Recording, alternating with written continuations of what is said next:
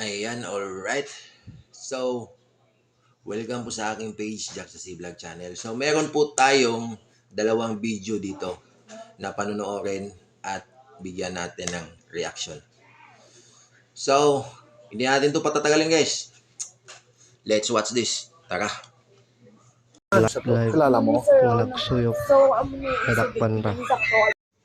So, itong video na ito, nag-viral din to. Pero kadalasan halos lahat naman sa kanilang yung mga ganito mga video na gumagamit, then nagbibideo sila is talagang viral na viral talaga. Pero itong babae na ito, take note, nag-live to. Nag-live to habang gumagamit. Then, dito na, meron siyang explanation dito sa gilid, yung nadakpan na. So, pakinggan natin. Oo. Okay lang Ako siya. ato sa sir hinimuan na video. Oo. So ato nga cellphone kay Dindin. Okay. Ano ko Tapos? sa ng Redmi. Oo. So video ko lang tiya sir akon kaugalingon. Oo. Kay tungod ang akon expect akon tiya private na nga cellphone. Oo. So wala kay expect na kuhaon ato nga cellphone ni Dindin. So dito, pinapaliwanag ni ate yung tungkol sa cellphone. Sabi niya dito, yung may-ari ng cellphone is si Dindin at yung cellphone na yun is Redmi. So hiniram niya daw itong cellphone na ito kay Dindin. Then ayun na nga, nag-live daw siya na naka-private naman. Kumbaga sa kanya lang, para lang daw sa kanya. So ibig sabihin, pag nagla-live ka na naka-private, wala ka pong viewers at hindi po yun lalabas yung video. At hindi po yun visible yung video na ipopost mo kasi nga naka-private. So, ikaw lang yung makakita nun doon sa account mo. So, yun yung andito. Then, nagtaka daw si ate kung bakit daw kinuha daw ni Dindin yung cellphone. Sige, patuloy muna natin. Saka natin bigyan ng reaction. Nadamba ko nga din kung ano cellphone pwede nga may pag-erison ko da. Okay. Kasi kung may ara ko daya exclusive Kung din ikaw tayo nagagamit din man. sa cellphone sir. Kurang So, nihangiyo siya dito sa tag-iya sa cellphone.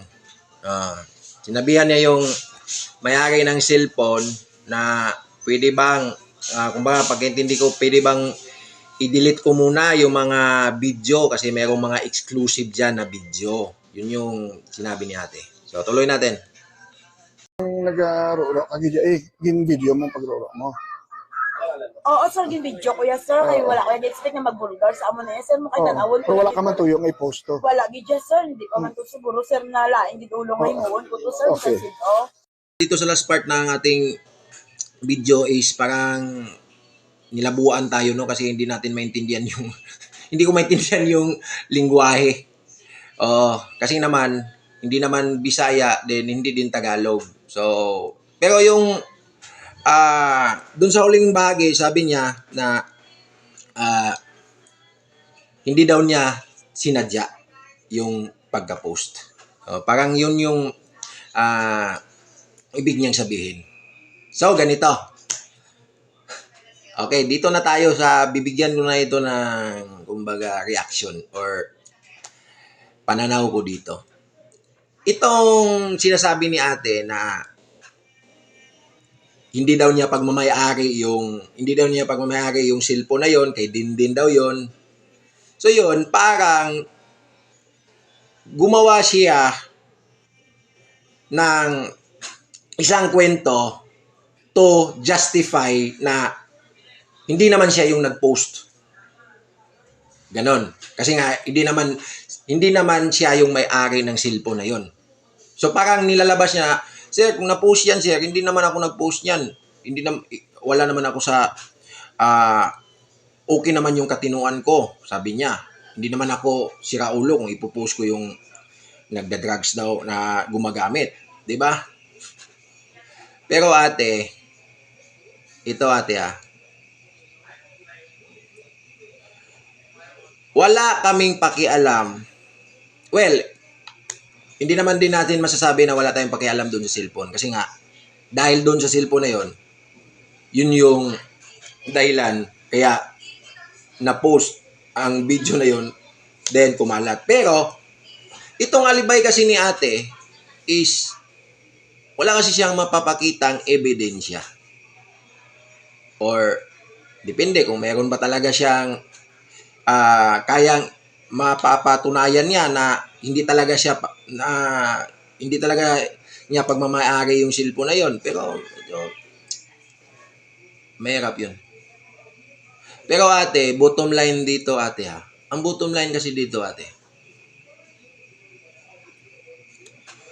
kahit sino pa mang may-ari ng cellphone na yon, or kung sino pa man nag-post nun, ang bottom line kasi dito ate is gumamit ka.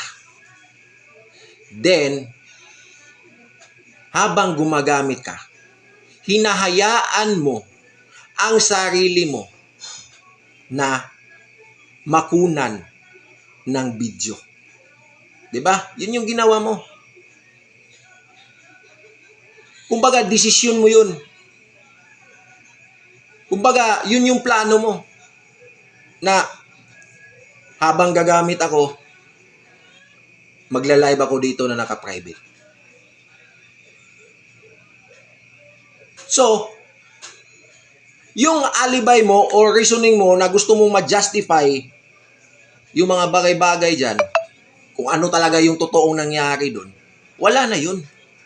Kasi nga, lumabas na yung video. At ang video na ito, ikaw pa rin yung gumawa nito. Kasi nga, ikaw yung nag-video sa sarili mo. At itong video na ito ay isang matibay na ebidensya laban sa'yo na gumagamit ka ng pinagbabawal na droga. 'Di ba? Paano mo yan ma-defend? Mismo kalaban mo yung ginawa mong video. So,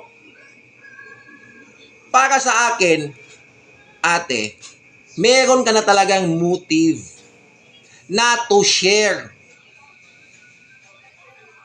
in public. Siguro, meron ka na talagang motive. Kasi, isipin mo na lang, kung wala kang motive na balak, kumbaga na bidyuan yung sarili mo, di ba? Ngayon ko nga lang nalaman iba na pala talaga yung mundo. Ha? Iba na talaga yung mundo. Yung mga addict ngayon, binibidyuhan na nila yung mga sarili nila while gumagamit sila. So iba na yung generation ngayon. 'Di ba? Which is talagang sagrado po dapat talaga 'yan. Kasi nga pag nagbibideo ka diyan, hindi mo pwedeng yang sasabihin na yang video na yan secure yan. Hindi mo pwedeng sasabihin yan. Kasi nga is nakakonek yan sa cellphone, then pag yung cellphone mo nakakonek ng internet, hindi mo na alam kung pwede ba mayroon bang pwede makakita niyan, di ba? Kaya nga yung pananaw ko dito is may bala ka talagang gumawa ng video na gumagamit ka, then ang balak mo talaga is i-post in public. Then itong reasoning mo dito, saka na lang yan pumasok 'Di ba? Saka na lang yan pumasok, pero alam mo ba, useless pa rin yung reasoning mo. Kung sino man yung may-ari ng cellphone na yan, useless pa rin yan ate. Kasi nga, hindi naman yun yung kaso mo na kakaharapin. Ang kaso na kakaharapin mo is gumamit ka ng bawal na droga na merong matibay na ebidensya which is yung video mismo na ginawa mo. Kaya, yun lang yung sa tingin ko dito. Itong reasoning niya, alibay niya, wala lang yan. Ang malayo sa katotohanan yan. Kumbaga parang gina-justify lang niya. Kaya nga, madami pa ito sila eh. Hindi lang ito, di ba? Madami pa. Pero ito lang yung pinili natin. Kasi, kung wala kang motive ate, na kukunan yung sarili mo na nakabideo, siyempre, hindi mo gagawin yun. Pero, dahil may motive ka, yun. Kinunan mo ng video yung paggamit mo. Ganun lang yun. Yung reasoning mo kasi, walang connect. Kumbaga, kahit anong reason mo dyan, kahit anong alibay mo dyan tungkol sa cellphone, kahit sabihin mo pa, hindi ikaw ang nag-post, wala pa rin connect yun. Kasi nga, ang katotohanan is, doon sa video, gumamit ka. At yung video na yon na laban sa'yo, as ebidensya, is, ikaw mismo ang gumawa nun. Di ba? So, yun lang po guys. So, marami pong salamat. So, kaya, ingat-ingat po tayo parati at huwag po gayahin ang ganitong sistema. Kasi, kamot ulo ka na lang talaga. So, ayan guys. Bye-bye.